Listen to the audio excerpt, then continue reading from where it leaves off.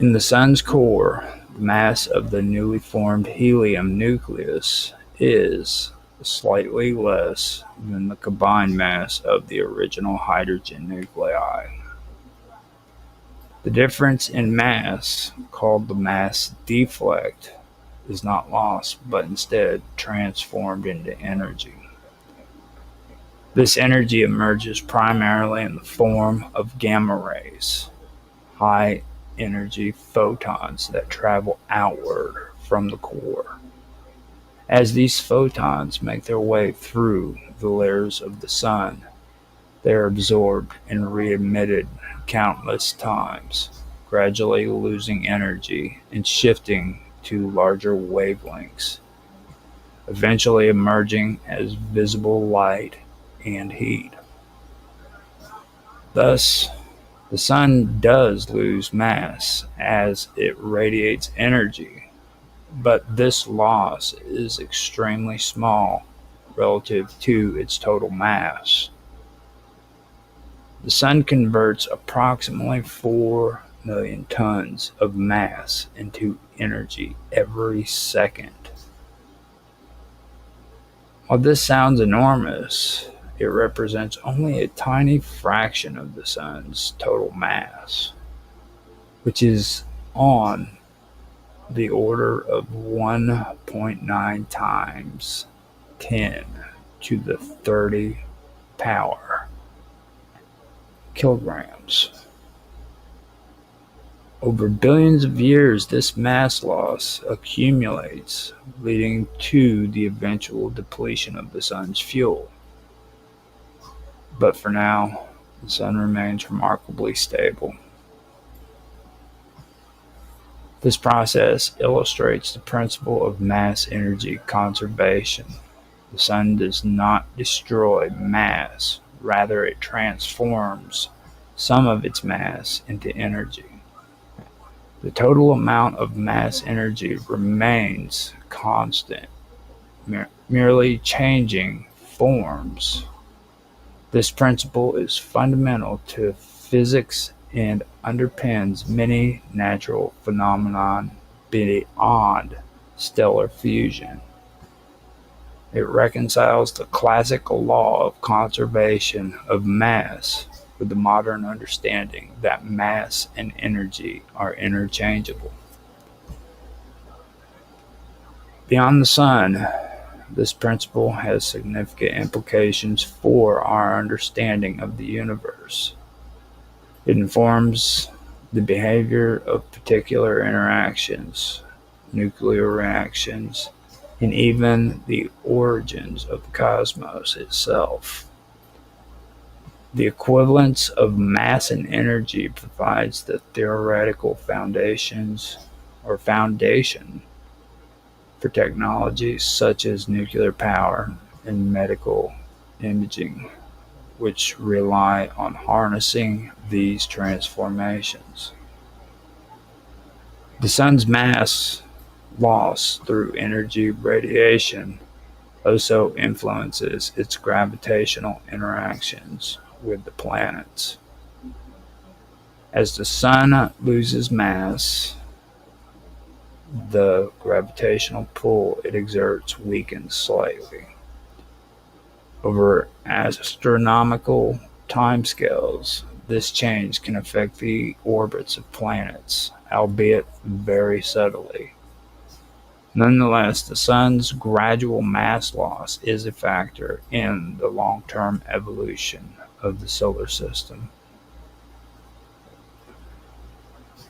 The energy radiated by the sun powers photosynthesis in plants, drives the weather systems on Earth, and maintains the delicate balance of ecosystems.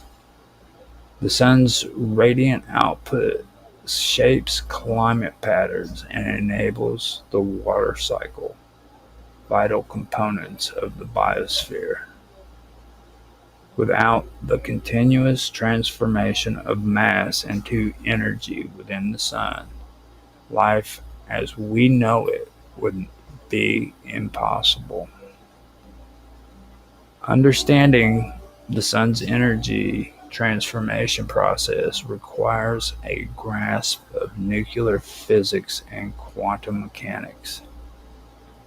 The fusion reactions involved overcome the Coulomb barrier, the electrostatic repulsion between positive charged nuclei. Quantum tunneling allows hydrogen nuclei to fuse even when classical physics predict insufficient energy. This phenomenon highlights the intricacies. This phenomenon highlights the intricacies of subatomic behavior and the probabilistic nature of quantum mechanics. The sun's core operates as a natural fusion reactor, maintaining a delicate equilibrium known as hydrostatic balance. The inward gravitational force pulling matter towards the center is balanced by the outward pressure from energy released by fusion. This balance maintains the sun's structure and stability, preventing collapse or explosion under current conditions. Energy produced in the core travels outward through the radiative and convective zones before escaping into space. This journey can take hundreds of thousands of years as photons scatter through the dense solar material. By the time the energy reaches the surface, it emerges primarily as visible light, ultraviolet radiation, and infrared radiation.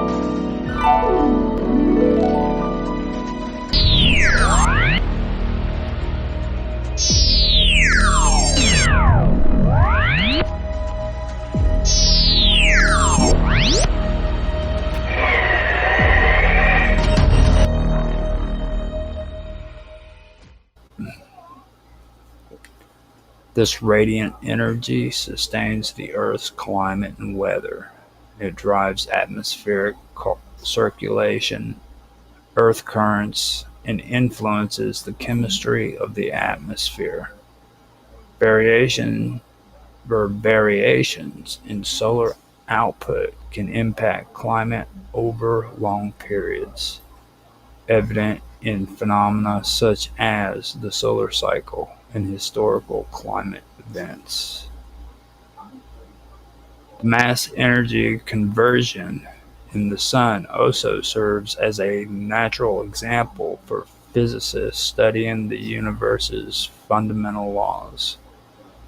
The processes at work illustrate that mass is not an unchangeable quantity, but can be converted into energy that shapes the cosmos. This understanding extends to phenomena such as supernova, where massive stars explode, converting vast amounts of mass into energy that can outshine entire galaxies briefly. Moreover, the interplay of mass and energy in the sun provides a microcosm for understanding the cosmological evolution. The transformation of mass to energy in stars contributes to the cosmic energy budget and the distribution of elements essential for life. As stars age and die, they enrich the universe with heavier elements, enabling the formation of planets and eventually life. The sun's transformation of mass into energy through nuclear fusion is a central process of astrophysics that demonstrates the principles of mass energy equivalence. Although the sun loses mass as it radiates energy, this loss corresponds to the energy emitted and follows the conservation of mass energy. This ongoing process powers the solar system and illustrates fundamental physical laws that govern matter and energy at all scales. Through this lens, the sun serves not only as a life-giving star, but as a profound example of nature's interconnectedness. It teaches us that mass and energy are two sides of the same coin, constantly transforming, but always conserving within the vast expanse of the universe. Radiant energy that bathes our planet is a testament to these timeless principles, enabling life and inspiring our quest to understand the cosmos. I don't know why. I mean, I know that the sun is actually not really that interesting.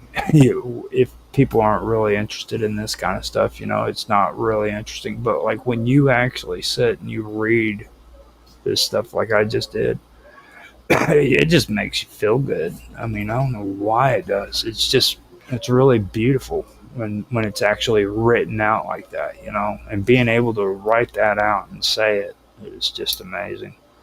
I was telling my nephew a long time ago when he was I think he was in grade school. I told him, like when this energy starts at the center of the sun, you got to understand that it can take hundreds, maybe even thousands of years before it even reaches the outer part of the sun. So it takes that long for it to travel from the center of our sun to the outer limits before it's even able to leave the sun and become what we call sunlight.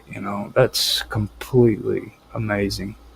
That whole concept would blow your mind, so for me, I personally, I know that we don't really have the technology to be able to detect it, but for me personally, I believe that if something was wrong with the sun that was going to cause it to, burn out, we would know way, way well ahead of time before that actually took place. You know what I mean? Because for that energy to leave the center of the or of the sun and make it to the edge, it's really, really a long, long amount of time.